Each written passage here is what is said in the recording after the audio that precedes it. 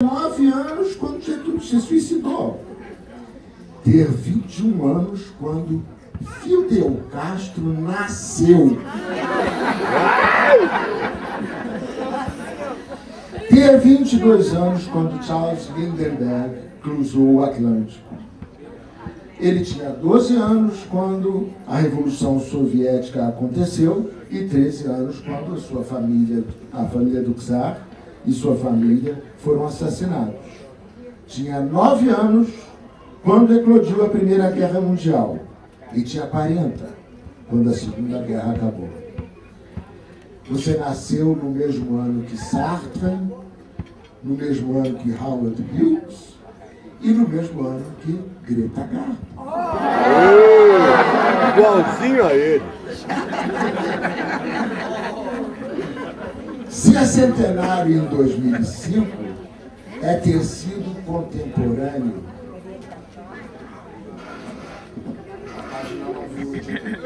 Júlio Verne, Sir Arthur Conan Doyle, Rudyard Kipling, Machado de Assis, Euclides da Cunha, Anatole France, Fernando Pessoa, Franz Kafka e Bernard Shaw.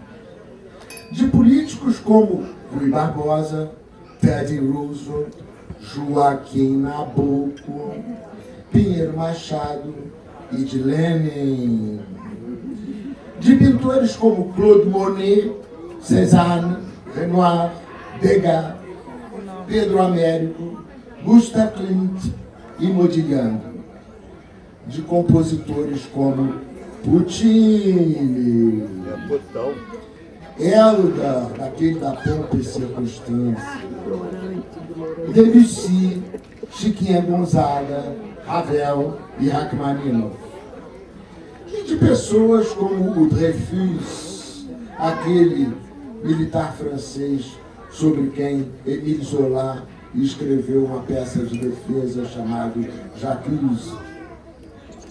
E também do xerife Wyatt Earp e de Buffalo Bill.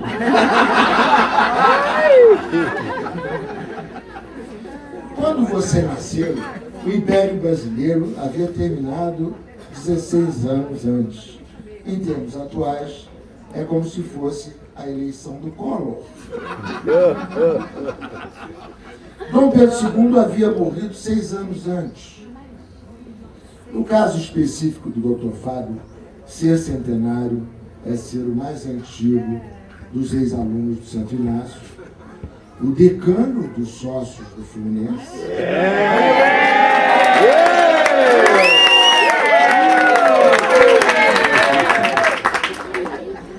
E o mais idoso engenheiro em atividade no Brasil. Pobrezinho! A única parte triste da história.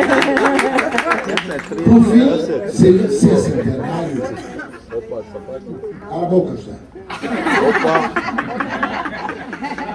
Ser centenário é ter sobrevivido a amigos e colegas de colégio e vê-los transformados em placas, como a da Rua Editor José Olímpio, o viaduto Haroldo Poland, ou a rodovia Amaral Peixoto, e ver seu melhor amigo da vida inteira, seu irmão de coração, Feliciano, virar a Rua Engenheiro Pena Chaves, transversal da nossa esquina.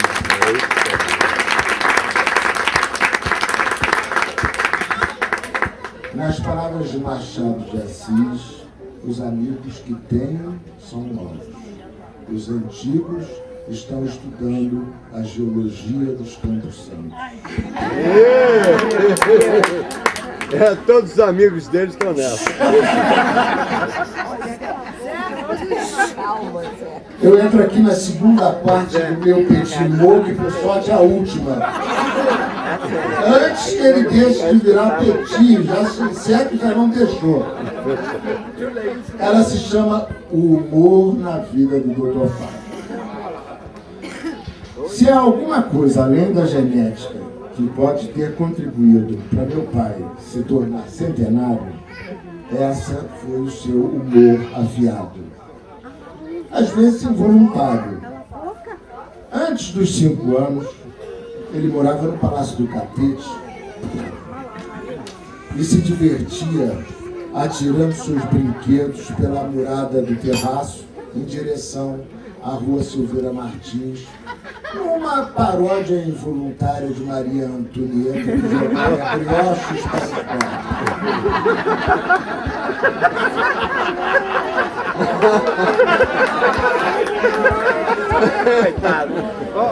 o Ô pai, você fazia isso, cara? Cala a boca, José!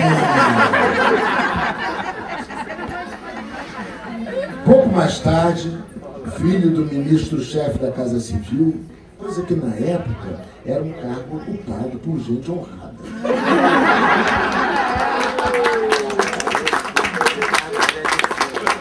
Estava já acostumado às modernidades, como andar de automóvel. Foi quando um mendigo bateu pedindo esmola à porta da casa de Petrópolis. Ele reparou no sapato furado do pedinte e saiu-se com uma solução brilhante. Por que o senhor não anda de automóvel para comprar o sapato?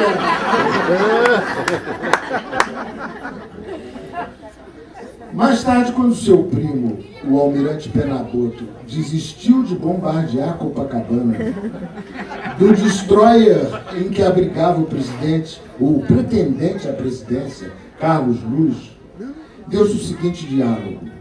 Meu pai: mas, almirante, por que o senhor não atirou?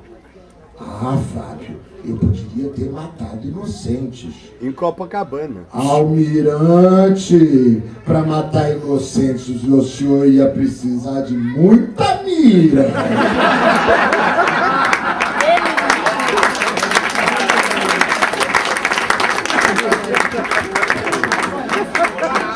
Bota história. Na década de 20, Fábio foi infectado pela epidemia de trocadilhos que assolava o país. Eram considerados, então, o máximo da presença de espírito. Os líderes desse movimento eram os frequentadores da confeitaria Colombo, entre eles Bastos Tigre, Emílio de Menezes e Olavo Bilac, que foram protagonistas de um repente que ficou célebre como o trocadilho dos cereais. Numa noite, cansado, Emílio levanta-se da mesa para se retirar, e aí começa a pândiga. Emílio, não consinto que cê vá dar. Se o fazes, comigo eu me intrigo. Olavo Bilac, dando a volta na mesa, empurra Emílio de volta à cadeira e exclama exultante: Centeio! Conformado, Emílio arremata: poxa, hoje vocês estão com a velha. Esse episódio ganhou recentemente um E não infame... cevada! Agora você entendeu? Já falou, José. Esse episódio ganhou recentemente um infame título derivado da mesma doença da época: cereal. Pois Dr. Fábio ficou contaminado para sempre, e toda vez que houve oportunidade, lá vinha ele transformando qualquer assunto pesado numa butade, o que foi uma grande contribuição para que nós não levássemos as coisas tão a sério. Uma crise no Congresso, que despertou sectarismos e intransigências, fez com que ele dissesse: isso é estranho, pois o Congresso sempre foi conhecido como uma grande casa de tolerância. Para os mais novos, Casa de Tolerância era o nome que se dava, então, ao que Anselmo Góes chama hoje Casa de Saliência. Anselmo Góes. Quando seu humor se tornava mais picante, em nome da modéstia, ele usava os trocadilhos franceses, seus amados calembours. sempre tendo Dona Lígia a corrigir a pronúncia. O que foi uma costumeira brincadeira particular entre eles. Mas também podia usar charadas. Houve a época das charadas.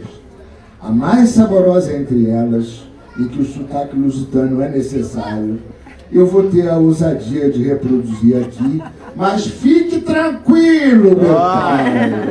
Não vou dar a solução. Lá vai, a charada é assim. Abre o olho, Abre e fecha sem ter mola. 1. Segundo.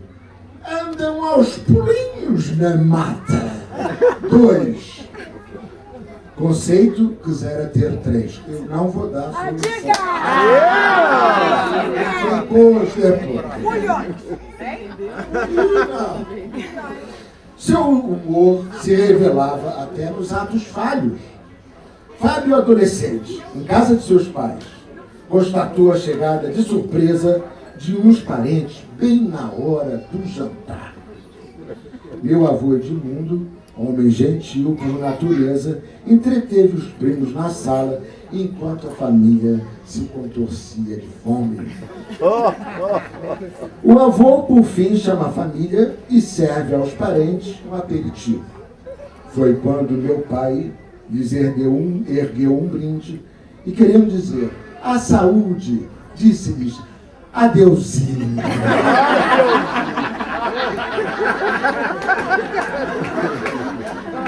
Esse é o papai.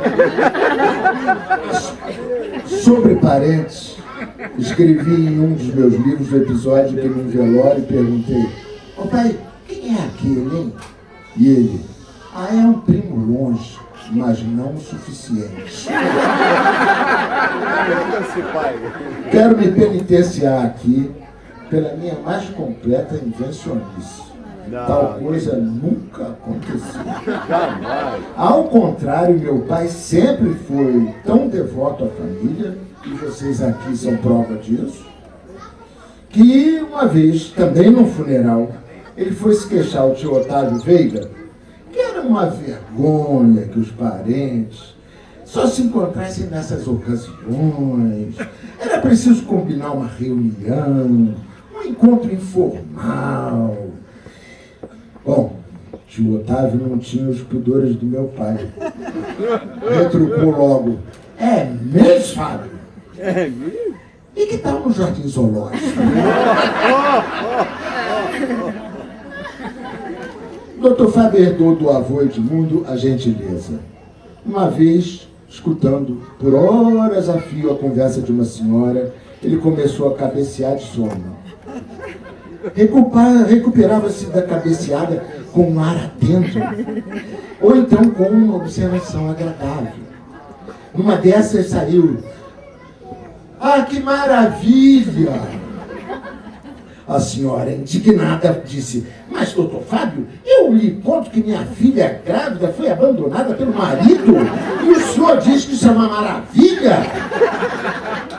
E meu pai, já completamente desperto, disse: mas é claro, não é uma maravilha ela ter se livrado de tamanho cafajeste.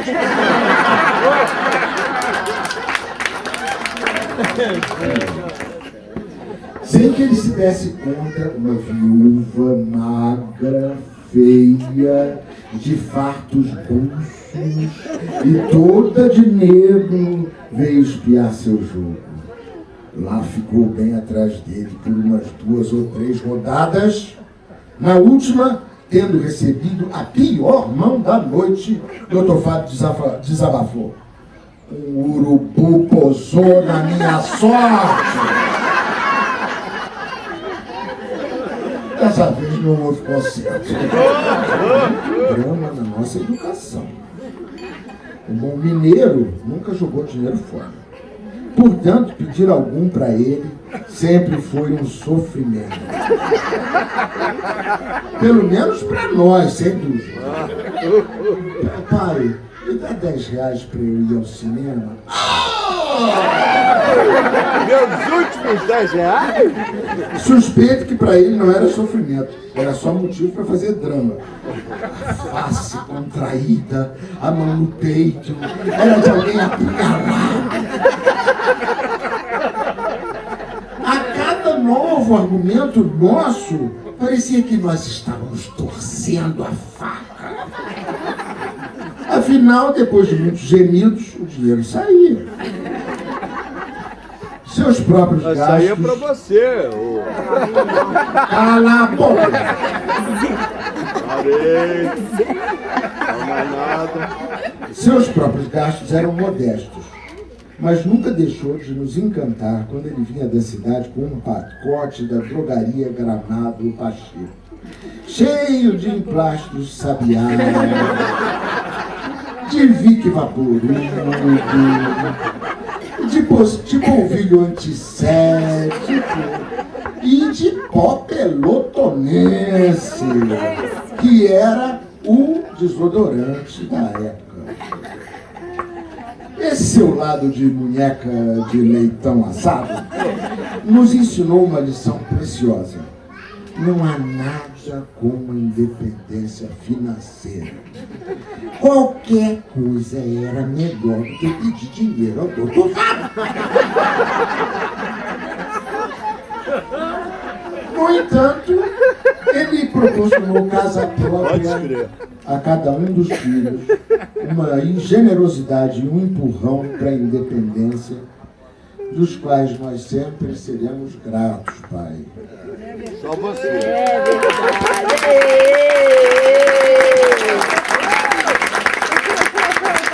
Mão de vaca. É um gesto que eu pretendo repetir com meus filhos, de tão bom que foi para mim. Dois, né? É, pois é. Assim é fácil, né? Cala a boca. Nessa casa, resido até hoje. E dela só pretendo me mudar para a rua General Polidoro, lado direito de Guedes.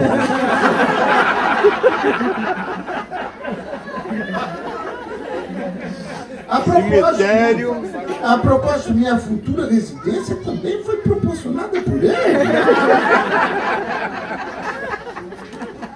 Mas você pode pensar que o humor do Dr. Fábio se embotou com a idade. Pois então ouça essa de um dos mais recentes almoços de domingo aqui em casa, que frequentamos com assiduidade. Comentando as últimas declarações do nosso presidente, ele declarou: Lula não quer ser como Getúlio, que se suicidou, nem como Jânio, que renunciou, nem como Jango, que foi deposto. Ele quer ser como JK, ou seja, morrer esmagado por um ônibus. É isso aí! Em Guarapari. Naquela hora, foi atacado do seu antigo trocadilhismo e respondeu de pronto: como viver 100 anos? Ora, isso é fácil, com uma bolsa de colostomia. Isso é piada de médico. Todos nós temos que lhe agradecer por nos mostrar como viver 100 anos de um jeito muito mais feliz e bonito, do jeito como você viveu.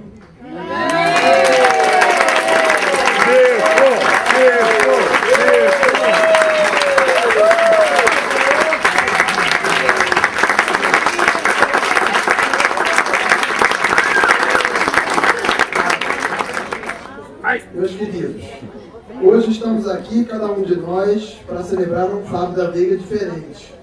Eu vou celebrar o Dr. Veiga, o Chico celebrou o Dr. Fábio. Eu vou celebrar o Dr. Veiga, meu amigo.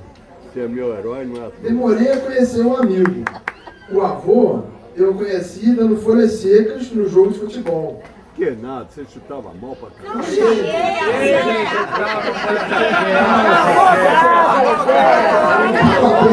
Folha seca no jogo de futebol. E reclamando que sempre foi o último a se servir. Quando ele era criança, esperava os adultos. E quando virou adulto, as crianças avançavam. Isso é uma justiça.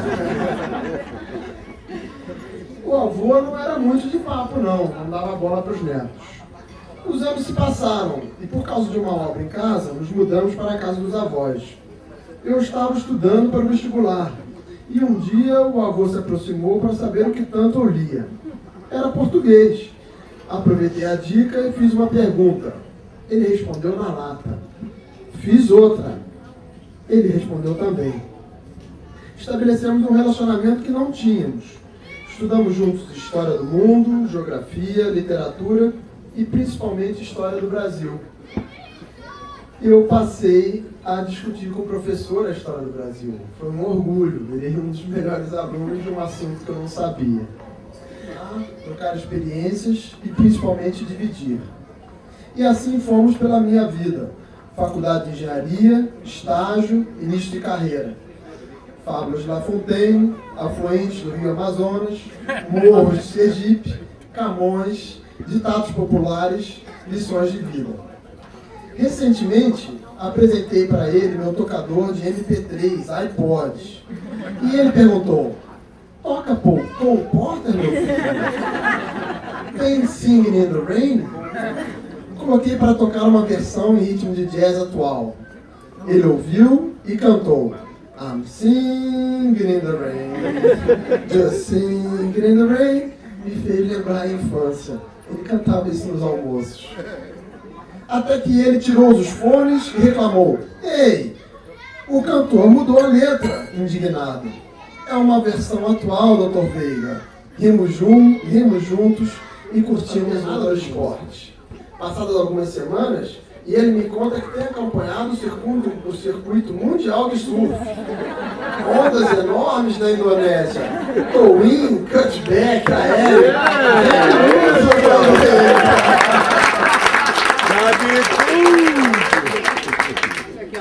Amigo é assim, sem agenda, sem cobrança, muita troca, muita conversa.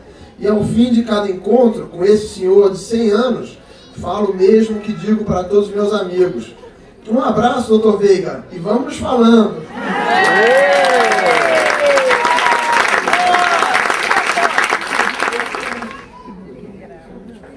Pega a cola. Não precisa. O meu sotaque, né? E que desde que eu era pequeno, eu adorava vir pro Rio. E pra mim, o Rio era a casa do meu avô, que tinha a arara, o tucano. Eu sempre gostava de brincar com eles.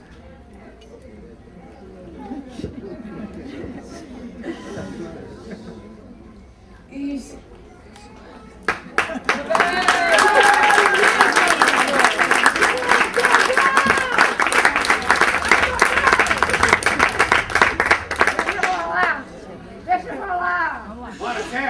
Tenho muito orgulho de estar nessa família muito grande e muito unida que a gente é. E desde pequeno.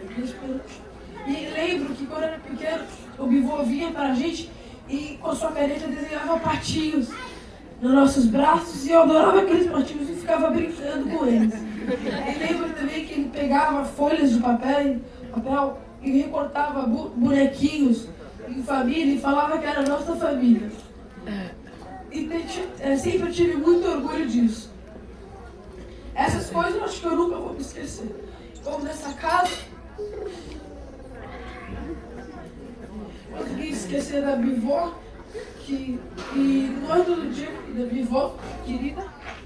E todo mundo sabe que não é todo dia que a pessoa faz 100 anos. E todos meus amigos chegaram pra mim, mas você vai pro Rio? E todos eles sabiam. Eu falei, é claro que eu vou pro Rio.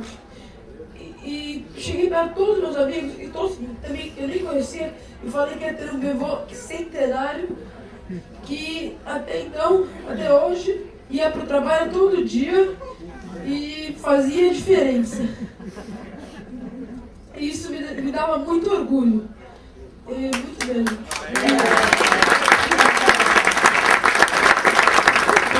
Para não cair. E você e a bivó são a base de todas as pessoas que estão aqui em volta. Falou engenheiro. Você é engenheiro. Falou, você é engenheiro. Eu já chamei aqui uma vez de Nossa Senhora do Cosme Velho, presidindo essa família tão querida e tão especial, a qual eu me incorporei pelo amor a Marta. De maneira que eu não sou um sobrinho por acaso.